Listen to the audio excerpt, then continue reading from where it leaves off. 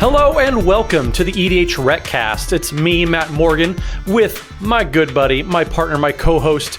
It's Dana Roach, who also, he's kind of like Waldo, where he only wears stripes, but it's because he doesn't want to be spotted. So Dana, how are you doing today? Did you hear about the restaurant on the moon? I didn't. Great food, but no atmosphere. I'm pretty sure every third dad joke you do these days has been recycled from me at one point in time. It's the moon. We have to recycle everything. I mean, it goes in and out. It's like the tides. Right, exactly. In and out of style, that is. But welcome, everybody. We're here this week, and we have a great topic for you. Joey's taking a little week off, but that doesn't mean that the content, the dad jokes, everything else isn't going to be here. So, Dana, what are we talking about without Joey this week? We're going to be talking about the Precons that have been printed since the last time we talked about Precons. And there's been a lot of them. We were actually kind of shocked about how many have been out since we did this most recently. We definitely have. So we talked about this before episode 200. So it's been quite a while. And apparently it's been over 60 episodes, which is like 100 Precon years. So we got to talk about it again. So here we are. But let's get some shout outs out of the way first. First, I'd like to thank Chase, also known as Manic Curves, for helping editing the show. You can find them on Twitter at Manic Curves. And if you'd like to support the show, you can do so by liking, subscribing this video on YouTube, subscribing in your local podcast apps, or you can go to patreon.com/EDHRECast, where you have patron tiers of all sorts of levels. Get yourself a nice little something in exchange for supporting the show directly. And one of the nice perks about it is you can be in the running for the weekly patron shout out. And this week, we want to give a very special shout out to Maeve Kennedy, who Dana, you're probably thinking Dead Kennedys, one of your favorite bands. Hopefully Maeve is part of the live Kennedys. Just my take. But either way, Maeve, thank you for the support. Thank you very much to Maeve. And thanks you to everyone who supports the show by listening or via Patreon or just clicking that like and upvote button. We do appreciate it. Yeah, every little bit helps. We definitely appreciate every little bit of it. And you know what we do appreciate too? We talk about a lot, but Precons. Dana, we love Precons on this show. We get flack for it, but we stand by. We love Precons. We do. They are a great way to introduce new players to the game. That's something we've just been talking about recently on the show. But it's also a great thing to have in your arsenal, particularly if you're someone who's is invested in the game as we are. You tend to tune your decks pretty tightly, and grabbing a Precon is a good way to scale that power level back if you're looking to play against somebody who's a little bit newer to the game and wants to have kind of a slower, a little bit more dialed back experience. Yeah, I've been a huge proponent of these pre-constructed decks for years. And I like your idea that you just said, Dana, where, maybe you have decks that you got into a little bit of an arms race.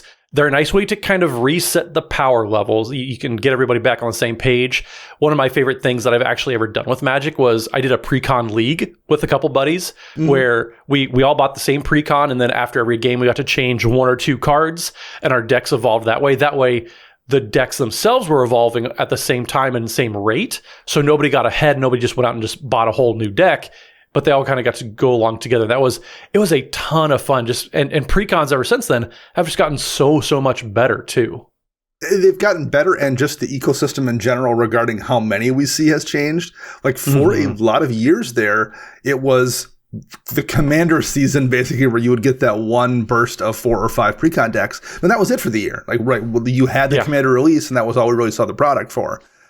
Whereas the last several years, that's not how it's been. You get that burst of decks as well, but you also get 2 Commander decks, at least for the most part, for pretty much every standard set that comes out.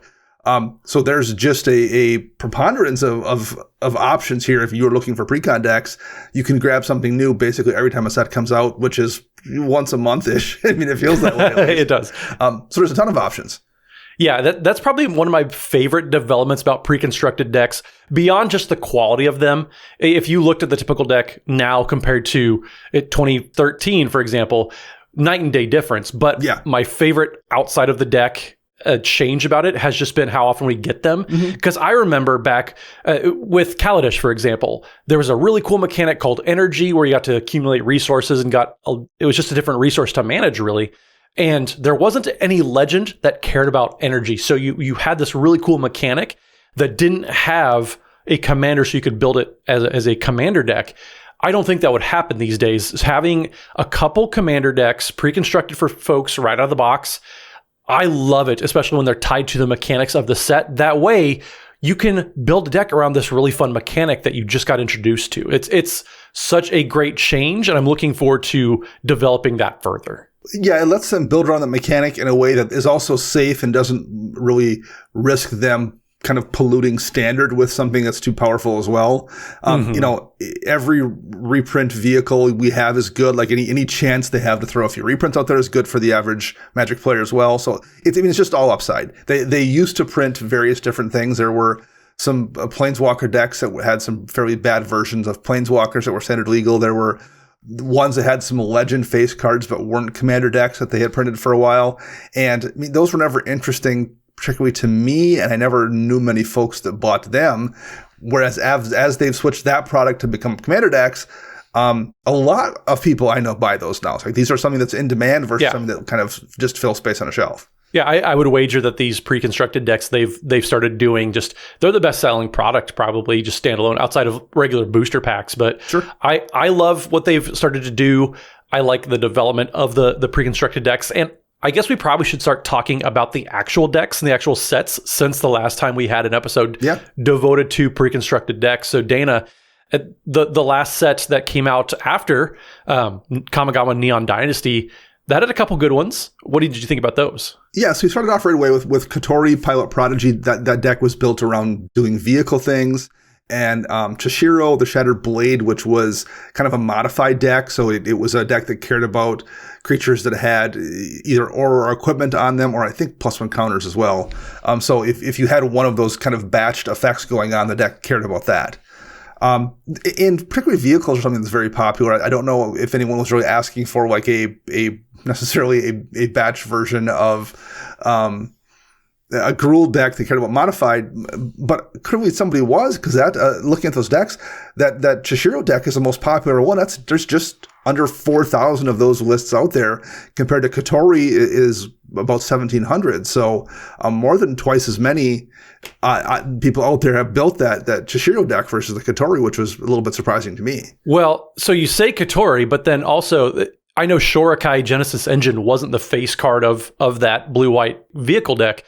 But that deck, Shorakai has over 10,000 decks to its name. So it blew it out of the water as far as what cards you could get out of the box. Now, technically, yes, you could count Goshintai of Life's Origin, which it wasn't in one of the pre-constructed decks, but it was part of the weird Commander exclusive sets that you could get in collector boosters. Yeah. And that had 11,000 decks. But if we're going to count the actual pre-constructed decks themselves between Shorakai and Chishiro, Shorakai is vastly popular. It's super hard to top. It's one of the top 20 commanders of all time already. And that was a deck too that I think was a little bit more open-ended. Kotori, you basically had to play it as a vehicles deck, whereas the Shorakai deck, I think Joey even built it as a reanimator list. Yep, he did. And that just kind of shows how flexible Shorakai was. Turns out just being able to loot every single turn is pretty powerful. So right. Give a man a graveyard and he'll reanimate for a lifetime. So, but yeah, it was fun to see. Previously vehicles had existed basically in kind of the Boros space. So this opened that up as an Azorius option. And that was also nice too. It gave it kind of a different feel, a different way to play vehicles if you wanted to play vehicles. So yeah, that was it. That's kind of exactly what you want from a precon, right? You want to have those decks let you play in a space that you really didn't get a chance to play with before, and that was kind of what both those decks did. Yeah, well, because blues had chances to be artifact matters type of stuff, right, and so seeing it get to pair up with a different color like white, which like you said, we don't get to see that very often, and so it was cool to see blue and white get some artifact matters type of themes to it, to have it have its own little corner of that market carved out with vehicles. Mm-hmm. I really enjoyed the execution of it too. And that's all to say, like the Gruul deck wasn't a pushover either. Chishiro modified was super cool. And the deck, every time that I saw it out in the wild, it had the potential to get out of hand pretty quickly too. Because modified, like you said, Dana, equipments, auras, or just any counter. So that paired very well with the next set of precons that we're going to talk about. But yeah, any counters made it modified, and that made Chishiro quite a potent commander too. Well, I mean, the next batch of commanders, we might as well just kind of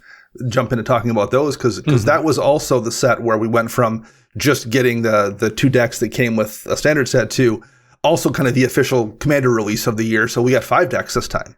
Yeah, and each one tied into one of the three color pairs that we saw in the main set from New Capenna. So it was kind of revisiting Alara color shards, where you had the Bant, or I forget the party name because my brain just doesn't work that way. But having 5 different 3-color decks, we don't get 3-color support very often, and so they really went hard at it, and I'm appreciative of that. But yeah, there was a lot of different themes going on, and everything, there didn't seem to be a whole lot of overlap beyond just the colors overlapping with so many other decks. Yeah, that's definitely something they've gotten better about too, I think, in recent years. I think one of our complaints about a lot of the Commander decks early on was they would try to split the focus of the deck between the face commander and whatever the couple of other sub-commanders in the deck were. And as a result, you'd oftentimes wind up with a deck where a good portion of your cards didn't really do what your deck was trying to do based on what the commander was. There's a few exceptions, but like that was very frequently an issue, and that's maybe not the best experience for a new player. They've gotten much better about that. In the way they've gotten better about it is they've just focused primarily on that face commander.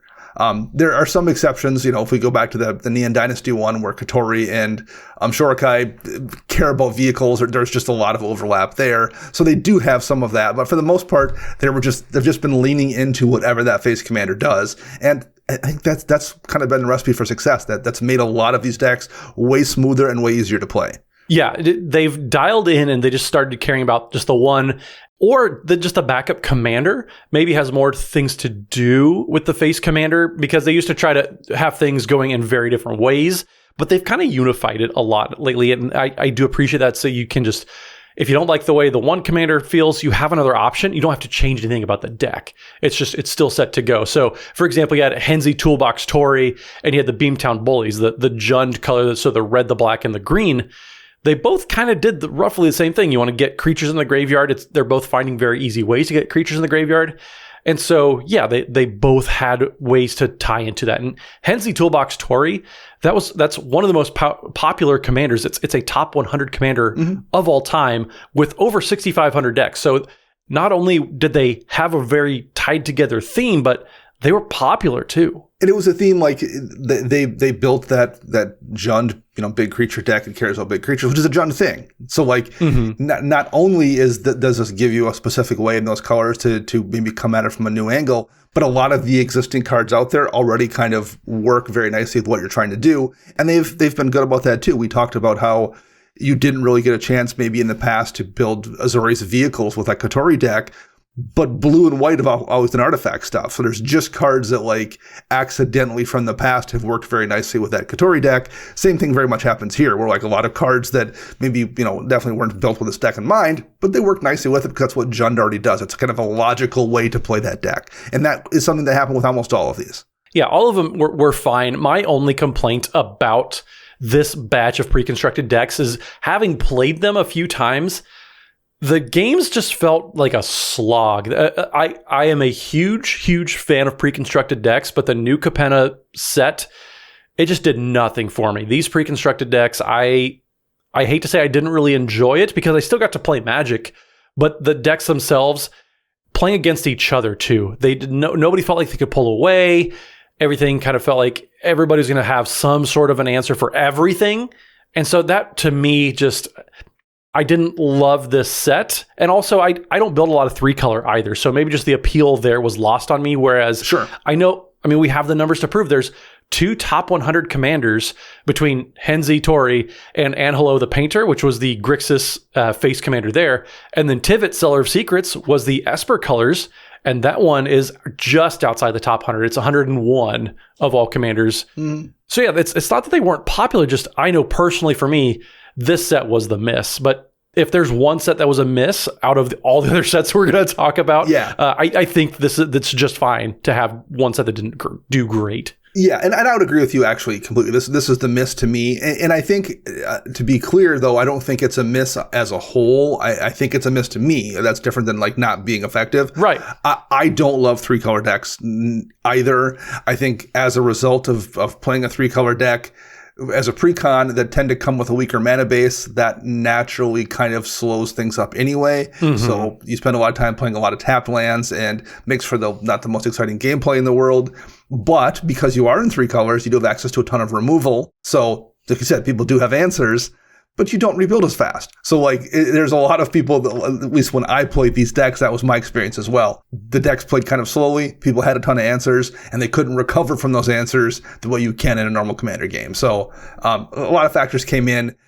In addition to that, I just don't love 3 colors. I didn't love New Capenna as a plane. So I had some personal things I love about it too. So those things came together to make me probably like these decks the least of the bunch we're going to talk about. But I still think like on the whole, they're very well designed decks. And there was a lot of cool new cards in these lists. And clearly people out there like them as well. So I'm not going to say they weren't successful. They just didn't like register with me. Yeah, the cards themselves, if you're looking at cards of the 99, you got some absolute monsters that went into these sets. And it's really hard to knock the cool stuff we got there. You had Smuggler's Share, Grand Crescendo. White got a lot of really cool stuff in this set, but also you had Reign of Riches.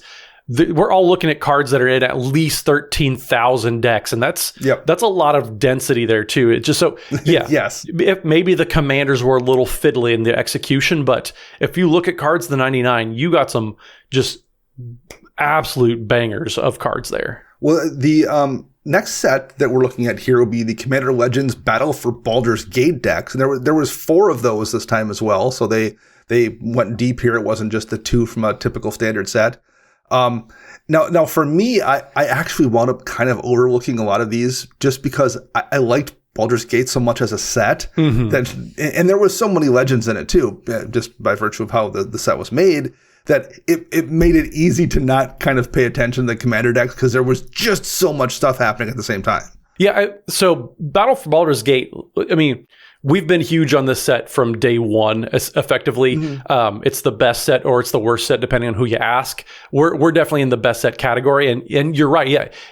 Sometimes you forget, like, oh, yeah, there are pre-constructed decks with this set, too. Right. And I think if you ask me, one of the reasons that maybe the 4 commanders from Baldur's Gate aren't as popular as the legends in the actual set itself, probably because there's so much density there. And now I'm saying that knowing that Captain and Gathrod, the Dimir horror pirate with horrors and mill, that's got over 6,000 decks. It's the second most popular commander from the set. Yeah. So it's not that it wasn't popular, but you forget that Faldorn Dreadwolf Herald is also in the set, and it's got over 3,000 decks, but there was so much going on. It was very easy to get lost, and we're still finding cards in making the show notes. Right. I discovered 3 new cards in this set. Yeah, it's crazy. I mean, this was a hectic period, both in terms of how much product came out, and it was kind of a hectic period in Magic as well for us personally, because these came out when we had just went to the event, SCG Richmond event, and then the week after, I went to play at the thing in Vegas. So like I had a 2-week stretch where I was gone on the road playing Magic basically when these sets came out. I mean, it's all kind of a blur to me looking back. But one anecdote I will mention here is basically when I got back to town, the next day I had some friends that were having a bachelor party. And one of the things during the day they were doing was playing Magic. So I didn't want to bring my backpack of decks and stuff and then have to deal with like storing it, figuring out what to do with it after the Magic event, because we were going to go out afterwards. So I had gotten a Faldhorn Precon, and I'm like, I'm just going to bring that Faldhorn deck, and I'll play that. And, you know, it's easy to put in my pocket afterwards, and if something happens and I lose it, well, then I'm out of Precon versus, like, you know, a very expensive deck of mine. A real deck, yeah. Yeah. That deck hung just fine playing with people who had been playing for years and had, like, their own personal decks they've been building for a long time. And we played 4 games that day, and I won 2 of them with that Faldhorn Precon that I had never seen before. And that's not because I'm skilled. That's because that was just a really good deck. That Faldorn deck might be one of the top 3 most powerful decks out of the box they've ever made.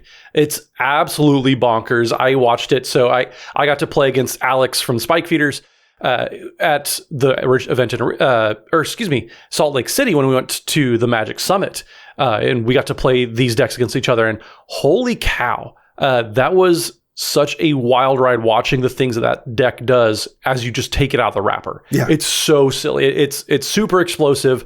I have one. I just haven't gotten around to playing it because I have so many other decks. But you're right. Yeah, the Faldorn deck was absolutely silly. And I think party time for me, that deck, that was the Orzhov deck that had a Nalia, over 2,300 decks. But that one to me just kind of felt like the afterthought. I felt like the other three. So you had the Dimir Horrors, you had the Gruul Exile Matters, and then you had the Dragons that had Furkrag with over 1,600 decks. Yeah. Those three felt kind of more popular to me, but then I guess the numbers prove otherwise, and people liked the party time deck. I forgot about it though. Yeah, I kind of did too, because I felt like everyone I saw that was building a party deck was building Burikos. Yeah, exactly. So that was the party commander I saw everywhere. I also kind of forgot Nalia Diarnis existed as a commander, so I had been thinking entirely of people playing that Burikos party deck.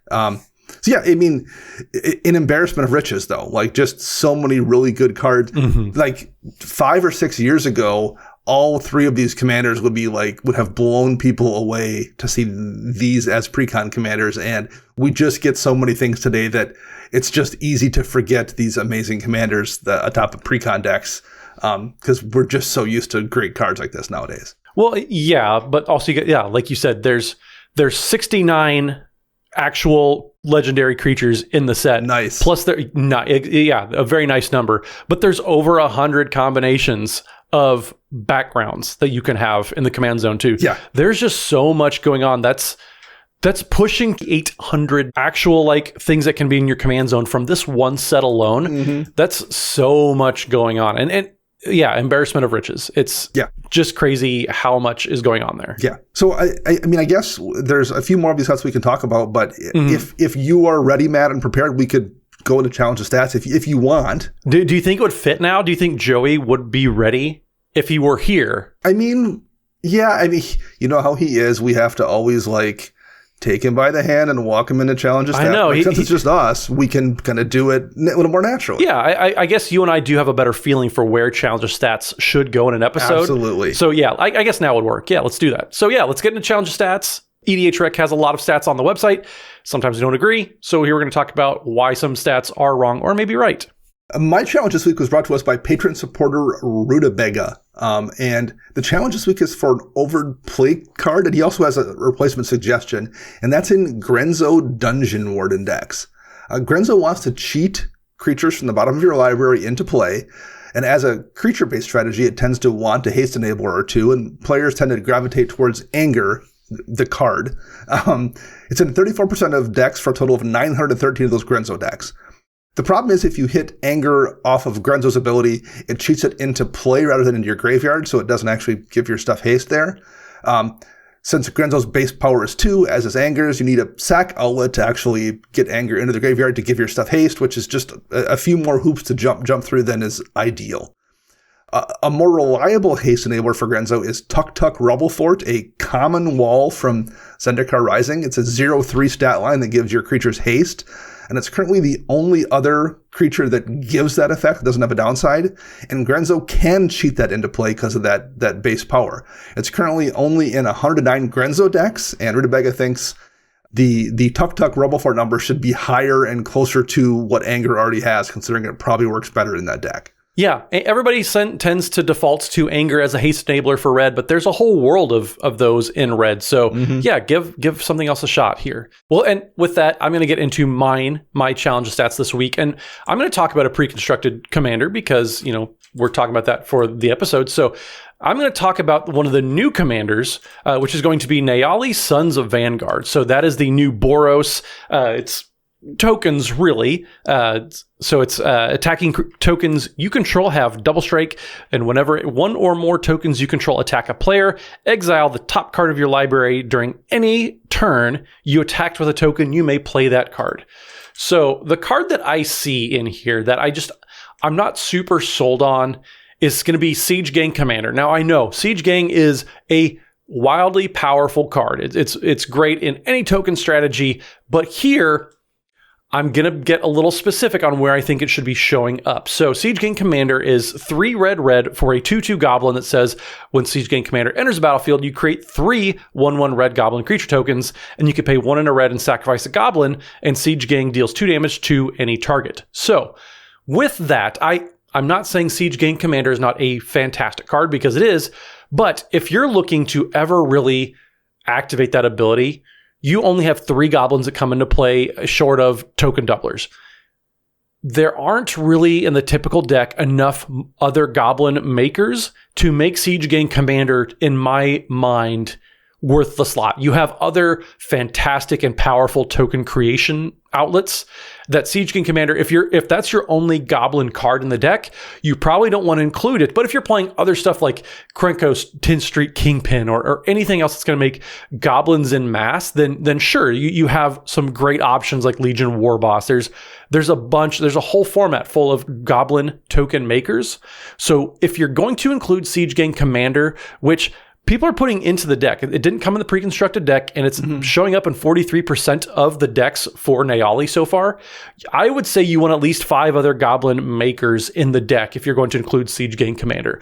It's just something that it needs a little bit more support, because like I said, if all you're doing is just getting 4 bodies and 3 tokens out of it, there are better cards you can be playing. So if you're looking for sheer volume and quality of those tokens, there are other maybe better options you can look at. But if you're making other goblins, then yes, Siege Gang Commander, fantastic, and keep it in there. So I'm not saying don't play it in Nayali decks. I'm saying be considerate and intentional about what you're putting around the Siege Gang Commander in the 99. Yeah, the intentionality note is really the important one there. There's plenty of situations where that's good, but you need to make sure your deck hasn't gravitated away from being one that runs enough goblins to have it actually be effective. Yeah, nothing's worse than playing a card and then just not being able to really use it to its fullest potential. So absolutely. Well, with that said, why don't we get intentional about moving out of Challenge Stats, and let's get into Nice. the next set. So the next set was Dominaria United. So we got 2 more pre-constructed decks with this set. We had the Painbow deck, which was the 5-color Jared Carthalion domain type of theme there. And we also had the Mardu, so the white, black, and the red Legends Legacy, so it was Legends Matter. And the cool thing about this set that always seems to get folks excited is we had Planeswalkers that can be in your command zone. Yeah, these were really interesting. That's something that you don't really have an opportunity to get outside of a precon. You know, there's legends in every set. There aren't planeswalkers that can be your commander in every set. There's a finite amount of those, and they basically have to be in a commander product, or at least a supplemental product of some sort, because they don't really work as intended in standard. So that's why we get things like these here. And yeah, we not only got planeswalkers as commanders here, we got planeswalkers as commanders in large color combinations, a 5-color planeswalker and a 3-color planeswalker. So again, they try to give us something that there is an opportunity to see a lot of elsewhere. And, you know, people tend to respond to that kind of thing. The 5-color, the Mardu deck with Diata is 3,400 people running that as their commander. Yeah, that's pretty popular. It's a strong card too, but like those kind of things are what these precons really excel at, giving people a thing that they don't have a chance to get elsewhere that they want. Yeah, and both of them seemed to be fairly popular. Dihada has almost 3,500 decks, and Jared has over 2,100. So they're both fairly popular, even though they've only been out for about a year or so. But yeah, there are a lot of folks that seem to really attach onto, yeah, we get to do this thing that we don't get to do very often. And so Dihada especially, I had that precon, and it was pretty fun out of the box. I got to play it both with Shanid Sleeper's Scourge, which was the other legendary creatures you control have Menace, and then whenever you play a legendary land or cast a legendary spell, you get to draw a card and lose a life, which, Dana, I know is your favorite mechanic in the game. Absolutely, yes. But yeah, but that deck was super fun and powerful out of the box. And people, you know, also played the backup commanders in there. Jensen Carthalion in the 5-color deck. There's over 1,000 decks out there. The people that chose to have that as their commander. And like you mentioned, Matt, Shannon, the other commander in the Mardu deck, there's also 1,000 decks there. People who chose to use that one. So the backup commanders in these lists were also very popular. I feel that we need to call some attention to that there were so many decks, because this was a set also that not only did Dominaria United have a boatload of commanders in there, but also in the collector boosters, we got the the Legends Revisited. So we got Hazazon, Shaper of Sand, which has almost 2,800 decks to its name. Yeah. We got Torowauki the Younger. So we got all these old Legends from back when you and I were, in not diapers, but when we were kids. We got all these old Legends from the original Legends set. And so having them revisited here, there were so many Legends that we got in this set. Like in this, around one set being released, there were so many. 34 of them just happened to be around the Precons. Yeah, very similar to the Baldur's Gate set. This was a set that was kind of fighting against itself because there was just so many other legendary creatures in the base standard set as well that were fighting to be the deck you built. That this isn't a situation like we saw in the past where these were the only decks that you were given commanders for to build that particular window. There was 50 plus other options for these sets that were competing for your attention too. So yeah, very impressive how many folks chose to build these considering the level of competition and just how many great options they give us these days. Yeah, I mean, there are 41 commanders, eligible commanders in the set, plus 34 in the pre-constructed set. That's 70 combined with the fact that earlier in the summer we got Baldur's Gate. So yeah, a massive influx of Legends in the set. And that's not even to mention the standalone. It wasn't attached to a standard legal set, but we got the Warhammer 40K pre-constructed decks as well, which that was a whole other wave of powerful Legends. And probably in my mind, of this flight of decks we're talking about, the best designed ones. Yes. Yep. And maybe the best designed commander precons at least in my opinion, that I've had the experience of playing with. See, that's really hard for me to say because there's just been so many good sets. Honestly, every set that we've talked about beyond New Capenna for sure has been very, very good. But the Warhammer 40K precons, you had the mono black, you had the all these different factions within Warhammer 40K. Like you had the Tyranids, you had I don't even know all of them anymore, but like they were all so good. And I just remember playing the decks. I got to play the mono black one and it was artifacts and creatures and milling matters. And holy cow, like once that deck got moving, it was so powerful. Yeah, they were all really powerful. They were also packed with legends, right? So like there's the 4 face commanders, but scattered throughout these decks, there's 24 legendary creatures spread between 4 decks. And they're all unique. There's no reprints here because this is, at least in terms of legendary creatures, because this is specifically a Warhammer only universe set. That's by far the most legendary stuff we've seen packed into it for Precon. So it's not only are these 4 face commanders there available as options, there's a ton of other commanders that you could possibly play here. But what really stood out to me, because these are the first decks I think I've played in multiple pods where everyone had one of these precons, so we all played against one another and then shuffled some decks around, did that kind of thing. Yep. They just all played really good. They were all really good games. I mean, it wasn't just one good game, a bad game here or there or whatever. Like the 5 or 6 times I've played these in pods against one another, they just played great every single time. And not just played great, but like played where the people that won the games didn't win them in the same way every time. This person won doing this one thing, and like this win happened this way. And it led to a very diverse play experience that you don't traditionally see in precons. It just felt like people were playing with their own constructed decks, at least in the a little bit slower version of that thing, but like where the winning conditions were varied. There was a lot of answers people could rebuild. It was a very natural feeling group of precons in a way that I probably really hadn't experienced before. Well, and the funny part to me is all the face commanders, like we said, they were super powerful. They were doing super cool things. You had Balakor, which was the Grixis one, that has 3,800 decks to its name. You had Magus Lucia Kane that has 3,600 decks, but the most popular commander to come out of these isn't even one of the face commanders either. It's the Izzet legendary. It's Grayson Starn that has over 5,000 decks, which is super popular for how short of a time that's been out. It's number 88 of all time already. So crazy how, and right, and not only are those numbers pretty high, these have had a really short window. These have only been out 6-ish months at this point. So they've had a lot less time than a lot of the other commanders you talked about, or a lot of things on the list to actually make their way through the system. And these decks were kind of difficult to get a hold of. There are a lot of folks that weren't able to find them. They sold out very quickly. So these were challenging to find. They haven't been out very long, and they've already have multiple commanders working their way up the list. Yeah, for as loaded as every single deck was, they all were very, very capable decks.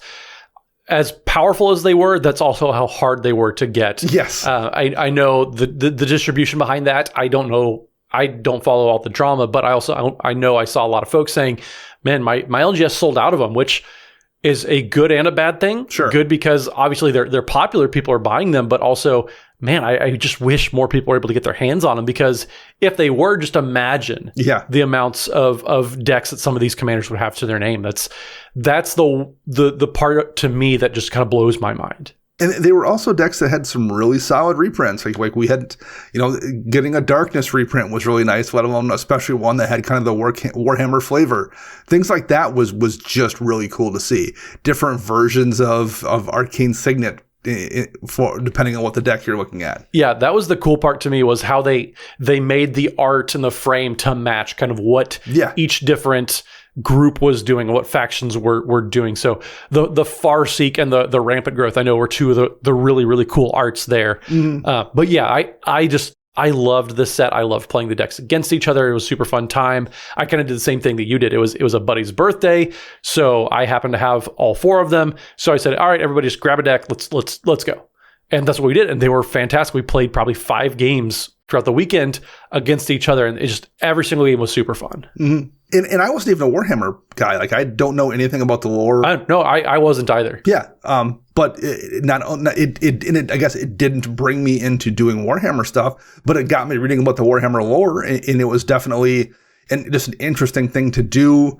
And I do know Warhammer players that didn't play Magic that did start playing Magic, or at least try to pick up these precons because of the overlap. So it was just a success all around. And I'm really looking forward to seeing the Lord of the Rings decks and seeing if they can replicate how well they played, how many good reprints there are, the art, that kind of thing. I'm prepared to spend what my accountant would say an irresponsible amount of money on Lord of the Rings precons when they come out. So I feel you there. So with that said, though, we do have another set. We did get 2 more precons with the next standard legal set that came out, which was the Brothers War.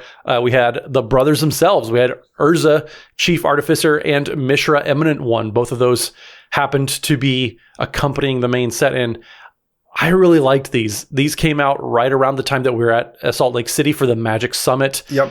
And we got to play a lot of these, and I loved how all of these played together. We both had the same comment, too, because I think we got precons that first day we were there and played multiple games with them. And like both of us, I remember talking one out and be like, that Urza deck is busted. Yeah. And the Mishra one wasn't bad. It was really good too. But like, I think we both had the Urza one, and we were shocked how strong it was. So I actually had the Mishra deck, but You did? Okay. I felt cheated because I remember watching the promo videos for these pre-constructed decks, and they were saying, oh, the Mishra, it's the deck it's going to go big. It's going to get one big creature and it's going to go to town. And Mishra is going to go wide with all of its small tokens. But then I realized, oh, those small tokens, they get bigger the more of them there are. So not only does it get to go wide, but it gets to go bigger than the Mishra deck, which was supposed to be the one that goes big. Right. Yeah. Urza Chief Artificer was such a just silly, powerful commander. And I just could not believe what it was capable. And that's not to say the Mishra deck, I won 3 games that weekend with the Mishra deck against Urza decks. Yeah. Yeah, I mean, just really strong cards. They played fantastically well out of the box. A lot of the new cards that were printed for those decks synergized really well with those commanders. It felt like they printed an Urza card that was worthy of being Urza and a Mishra card that was worthy of being called Mishra, and everything kind of fell into place really, really well for these decks too. It was just a really, really good experience to play them, and there was also a lot of cards from these decks that I found to be useful in other decks as well, which is always a nice thing to have. Not only be the precon to be good, but have the precon to have good cards that you want to run elsewhere. So I know that you and I are gushing. We loved these sets. We loved these decks. But the folks, the players loved them too. Both of these commanders got picked up pretty quickly. There's over 3,000 Mishra decks, and there's over 4,600 Urza decks out there. That's That's so many decks. I mean, Urza is just outside the top 100 of all time. And this deck, these decks haven't been out all that long. And then there's also backup commanders, too, that we haven't even talked about yet. Like Ashnod the Uncaring, I would probably not put it at the top of its own deck, but in the 99 of that Mishra deck out of the box, did so many powerful things. Yeah, it did powerful things, but it also, like, they went deep on lore characters from the storyline that people have wanted to see on a card. You know, you've been getting comboed out by Ashnod's Altar for 20 years. Seeing Ashnod on an actual card was really, really cool. Being able to build an Ashnod deck was super cool for a lot of people. It just hit a lot of, like, quadrants of what people wanted from the Precon in a bunch of different ways. Yeah, and I really need to shout out just how juiced the 99 of these were. Yeah. You could get so many powerful things. Blast Furnace Hellkite is one of my favorite, just giggle to myself watching what it does. It's 7 red, and you can have an artifact offering, so you can sacrifice an artifact and basically reduce the mana cost of it, but it has flying and double strike, and then creatures attacking your opponents have double strike. So it's basically Avatar of Slaughter, but you just get to flash it in. It's huge, does a lot of just silly things. There's just so many fun cards in here. Machine God's Effigy was great. March of Progress. I cannot gush enough about the set. I think Thopter Shop was one of the ones in there. The 3-mana artifact. Whenever one or more artifact creatures you control dies, you draw a card. Yeah. And then you can tap it to make a Thopter. Like, that was just so good. And that Urza Precon being able to, I mean, there was so many ways to destroy an artifact. Yeah. You controlled, or at the very least, people trying to kill you, and you had that Thopter that you made as a chump blocker. 3 mana every turn to drop a chump blocker out there that would then draw you a card and save you from taking damage. Felt so good in that deck. And there was just a bunch of cards like that just felt just perfect to be in that list. I loved these decks. And the most powerful card, I think, in the 99 for when I was playing was the Wondrous Crucible, which is another, you get to cast stuff out of your graveyard for free, and it protects all your stuff. It's just so good. I can't say how fun these decks were to play. And yes, I will never get over the fact that my 4/4s got easily outclassed by all the armies that Urza was going to make. But man, it was so much fun getting to play these and doing these huge value plays and doing things in colors that I don't normally build in either. I've never had a Grixis deck. Right. And I've kept my Mishra deck intact because I just enjoyed playing it so much. Yeah. I mean, being able to have this set drop back to back with the Warhammer set. We were spoiled. We were super spoiled. Yeah. It was a really good period. And then we get to the last ones we'll talk about here, which is the Phyrexia All-Will-Be-One commander decks.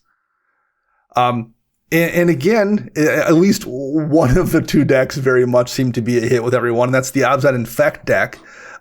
Both commanders in there already. And again, we're talking with this deck, a month to 6 weeks they've been out? They haven't been out very long at all. I know that folks still are just getting their hands on some of these cards. And we're already looking at 2,500 decks for Ixhel and over 2,000 for Vishgraz. That's bonkers. That's 4,000 decks being made out of one pre-constructed deck. That's better than most of the other decks we've seen that have been out for years. It's silly to me how popular that pre-constructed deck is. But also, we got two things that people like to do. I mean, we wanted to have Toxic. We wanted something that was going to be able to support poison in some capacity in the command zone. Yep. But also, man, Vishgraz the Doom Hive, I played against one of those decks, and I just felt like, this is doing something very, very, very, very powerful. Both those commanders really make you feel that way for sure. It just made for it's something powerful. It was flavorful. People like Phyrexians. People like poison, or at least they like playing poison and like playing against it so much, maybe. It's a good distinction, yeah. They gave that a full quality that was Toxic. It just, I mean, again, talking about like hitting multiple quadrants, that's kind of a best of all scenarios for the players who are looking to build those decks. On the other hand, you had the Boros Rebellion deck, which is, it kind of It tried. The fourth Manning brother to Leonard Manning that really nobody knows. I mean, it's not even kind of what that was. It's not even Cooper Manning. That's how bad it was. Right. Oh. Yeah. So, and that's going to happen. It's easy to like poke fun, but like after that many hits in a row, of course, something is going to be a little bit underwhelming, and I guess I'm not shocked that it was the Boros deck as well. But and to put it into perspective for folks too, Ixal, Scion of Atraxa, has over 2,400 decks. That's almost as many as all the legends in the Boros deck combined. And again, that you were, no matter what that deck looked like, it was going to pale in comparison to the Phyrexian Infect deck. That's just how that was going to work no matter what. That was a losing battle. So it is what it is. Pretty much. And also too, we did get Urtet Remnant of Memnarch, which was the 5-color mirror commander. I know a lot of folks kind of got excited to see, this mirror matters and whatever puns you want to throw in there, how it's just merely a mere legendary creature.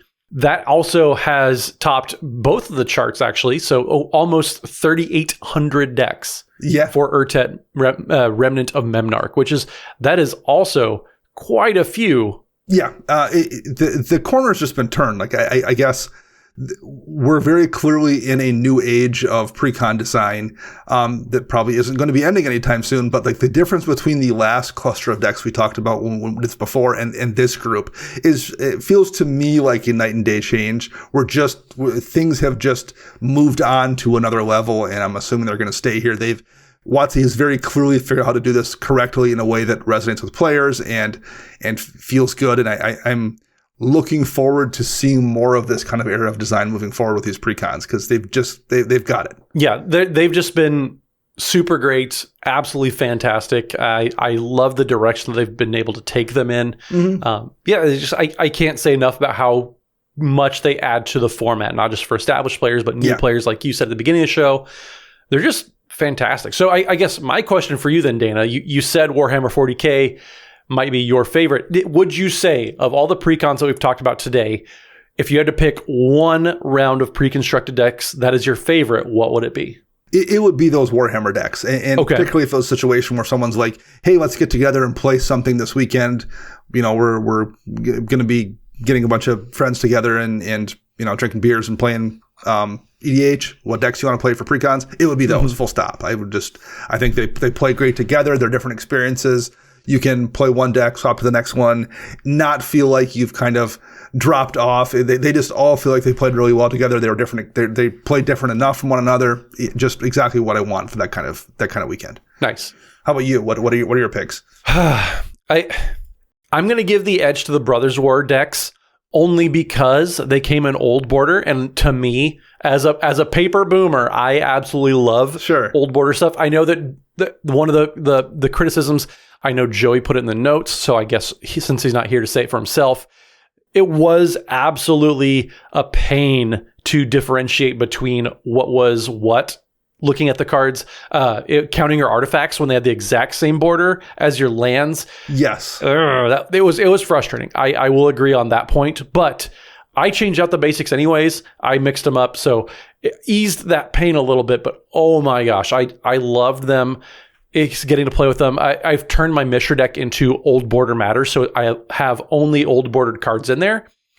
Downfall of that is win conditions in old border is kind of hard to get. Sure. So the deck might be lacking in win conditions, but both of those decks were so fun to play. Not that a lot of these other sets that we've talked about haven't been great and fun to play with. I agree, Dana.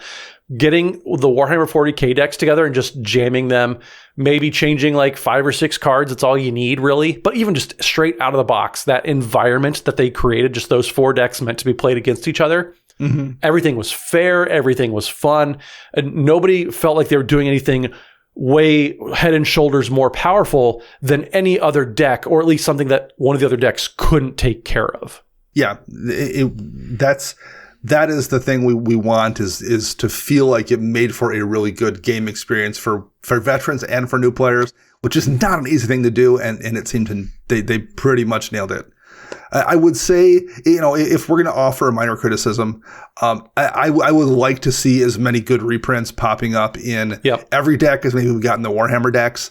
Price on a lot of Magic cards is really is a difficult thing and a barrier for entry for a lot of people. And seeing some of those prices, take a bit of a haircut when they get reprinted is always welcome. I think there's a little room for more of that in every deck, like we got in particular in the Warhammer decks. So, I mean, if we want to offer a complaint, that would be my one complaint. But that's really it. Yeah, I agree. And it's always hard to say because the more reprints you put into a set, the less new cards, hypothetically, you're going to be able to get. So there is a balance. And personally, I enjoy the focus being on what kind of awesome new cards can we get the spotlight on? Yes. What can we do that we're not going to get in standard legal sets and put those in the precons instead? If that means that maybe some of the reprints aren't as good, I'm okay with that trade-off, but I do absolutely agree that we need to get reprints out there. There's some cards that there's no reason like the medallion cycle should be as expensive as it is. Right. It's absolutely, I mean, you and I were talking before we even started recording that Ruby Medallion is a $40 card right now. That's so silly. And so, yes, I would have liked maybe the mono black deck to have the Jet Medallion in there. I think that would have been absolutely fantastic. I don't think a card like that would have been too powerful for the set that it's in, even if that was the only deck that got a medallion in it, because it's the only one that isn't 3 colors. So there is a balance, I understand, and I do wish that we had better reprint equity. Especially, I think my big focus too is among the mana base. That's where I think the reprints could get a little better. Because like the Battle Bond lands, Dana, I mean, they used to be $20, but they got reprinted a couple times, and now they're $3 to $5 for most of them. Yeah, they definitely could do a much better job with the land base for sure. It's another one where, and at this point, like I understand once upon a time they wanted to keep some of those lands to be reprinted in sets to give people something to chase down. But at this point, there's so many land cycles out there. Like there's just no reason to not, jam these. And just every deck, like there's so many lands, no one's going to be chasing those in a standard set anyway. Yeah. Just reprint them into the ground in precons, give people like a little bit better land bases. I think that there's definitely room for that improvement for sure. Yeah, especially when you consider you're never going to put the Battle Bond lands into a standard legal set just because of the nature of them. They require more opponents. Yeah. So just put them in like everything. Put them in every precon. And they're not going to put shock lands in these decks. No, that's no. Fine. I get that. I recognize that, and I'm okay with that. But there is plenty of room there for other things that can help people with those mana bases and help those games, like we talked about. Some of those games, are a little bit slow because of the mana bases. Mm-hmm. It'll be nice to make those be a little bit smoother for folks so they're not doing quite so many, land go because they are short 1 mana because the land came into play tap. So yeah, there's definitely some room for things they could tweak there for sure. Yeah, I mean, if we got the Lorwyn filter lands to be pennies on the dollar compared to where they were, surely we can get like the Battle Bond lands, you can get the check lands. I mean, that right there in a 3-color deck, that's a good chunk of your mana base, and keeping those at $2 to $5, that's so valuable for the typical player. With that said, I mean, do you have anything else you want to say about the precons, or have we kind of said it all? I think we kind of said it all. They've done a really nice job. I'm very happy with all of it. I got nothing really new to add than a few things I said, and I'm looking forward to seeing where they continue to go. I'm really, I mentioned this before, but I'll say it again. I'm looking forward to seeing the universes beyond Lord of the Rings decks here that we're going to get, and I'm hoping they are just as well designed as the Warhammer 40K decks.